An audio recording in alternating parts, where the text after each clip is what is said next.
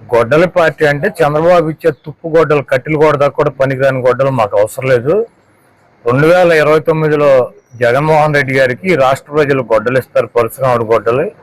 ఆ గొడ్డలితో మీ ప్రభుత్వాన్ని, మీ పార్టీని రాజకీయ సమాజ్ చేసి భూమిలో పాతి పెడతాడని చెప్పి నేను అప్పుడు చెప్పి దానికే కట్టుబడి ఉన్నాం. అది గొడ్డల పార్టీ, పరశురాముడు గొడ్డలి.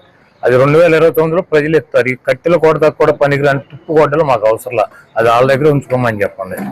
అదేవిధంగా ఇప్పుడు ఆయన రావణ్ అని పిలవాలా, జోసెఫ్ అని పిలవాలా? ఇప్పుడు ఆయన కుటుంబ సభ్యులు కానీ, ఆయన కానీ, ఆయన యూట్యూబ్ చూసే, మీడియా చూసేటువంటి వ్యక్తులు కానీ అతన్ని రావణ్ అంటారు.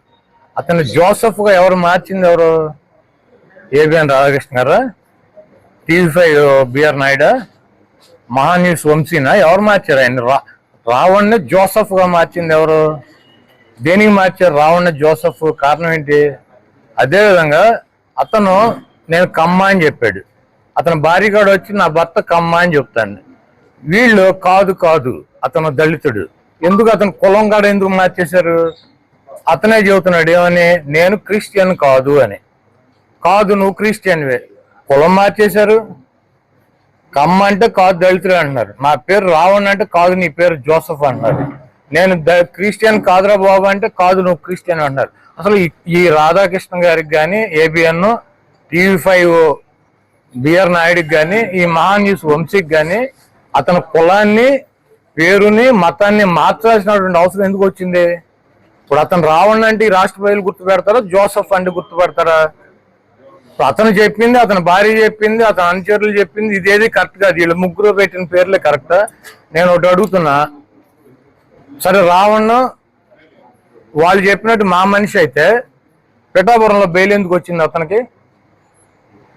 పవన్ కళ్యాణ్ రావణ్ అరెస్ట్ చేసిన రోజు ఆయన అత్యవసర మీడియా సమావేశం పెట్టి పలానా సెక్షన్ ప్రకారం ఇది నేరం, పలానా సెక్షన్ ప్రకారం అది నేరం, పలానా సెక్షన్ ప్రకారం మీరు అరెస్ట్ చేస్తారు, జైల్లో పెడతారు, పలానా సెక్షన్ ప్రకారం మీరు కనుక మర్యాదగా మాట్లాడకపోతే తీవ్రమైనటువంటి చర్యలు ఉంటాయని సెక్షన్ అని చదివింది పవన్ కళ్యాణ్ గారు.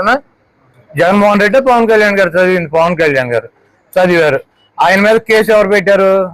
పిఠాపురం పోలీస్ స్టేషన్లో జనసేనలు పెట్టారు.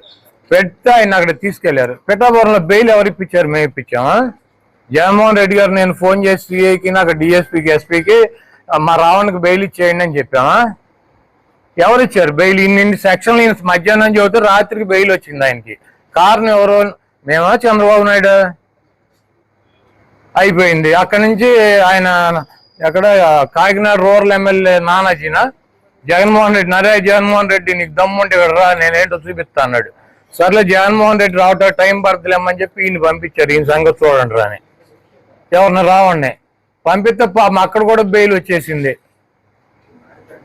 మరి ఎందుకు వచ్చింది బెయిల్? ఎవరు ఇప్పించారు? జగన్మోహన్ రెడ్డి గారు మళ్ళీ రూరల్ ఎస్సీఐకి కూడా ఫోన్ చేసి ఇచ్చేయమ్మా బెయిల్ అని చెప్పాడు. లేకపోతే మేము చెప్పామా? సరే మా ఇక్కడ బాలశౌరి గారు ఎంపీ గారు ఉన్నాడు, ఇక్కడ పంపించమంటే బందరు పంపించారు. బందరు పంపిస్తే ఏమైంది? అక్కడ బెయిల్ వచ్చేసింది. అది కూడా మేము మాట్లాడి బెయిల్ ఇప్పించేసాం ఆయనకి. మళ్ళీ హోమ్ మినిస్టర్ గారి దగ్గర నక్కపల్లి తీసుకెళ్లారు, అక్కడ కూడా వచ్చేసింది బెయిల్. అప్పుడు ఎవరు పట్టుకొచ్చి గన్నవరంలో పెట్టింది? సాయంత్రం 7ంటికి టోల్ గేట్ దగ్గర పట్టుకొచ్చి గన్నవరంలో పెట్టించి అసలు ఇతనికి బెయిల్ రాకుండా ఉంటే ఏం చేయాలని చెప్పి వీళ్ళు బుక్కలు తిరిగేశారు జనసేన వాళ్ళు. చేసి ఉప్మా చట్టం పెట్టారు, పెట్టి అతను జైలుకి పంపించారు.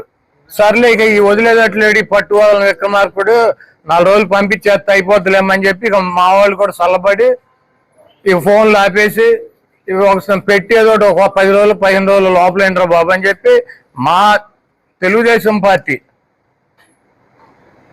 మా కులస్తులు పంపించారు. ఎవరు? పవన్ కళ్యాణ్ ఈ హింస తట్టుకోలేక 4 చోట్ల 5 చోట్ల బెయిల్ ఇప్పించిన ఇక ఈ మొత్తం తిప్పేదట్టు ఉన్నాడు 100 పోలీస్ స్టేషన్లు.